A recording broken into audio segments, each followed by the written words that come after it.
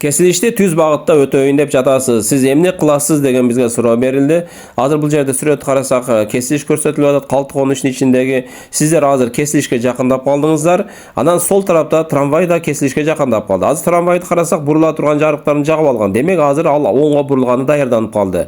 Ал эми оң тараптагы светофорду карасаңыздар, жашыл светофор силерге жүргөнгө уруксат берип атат да, анан жогорудагы ак болгон, эки ак болгон трамвайдын светофору ылдый жагынан өкө күйгөндө трамвайга да жүргөнгө уруксат берип атат. Бирок кайсы жакка? Түзгө деп атат.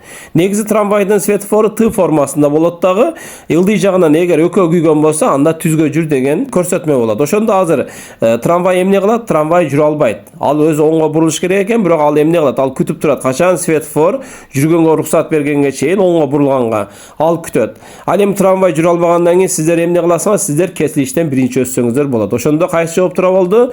Кесилиштен сиз биринчи өтөсүз деген жооп тура болду. Ушул жоопту белгилейбиз.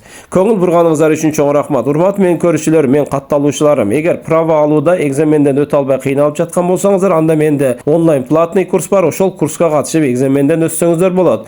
Эгер курска катышам десеңиздер, мен профилим астында WhatsApp группанын ссылкасы бар, же болбосо мен азыр экранга дагы контакт телефон номерди чыгардым. Мына ушул номерлерге байланышка чыксаңыздар, мен онлайн платный курс боюнча толук маалыматтарды беремин.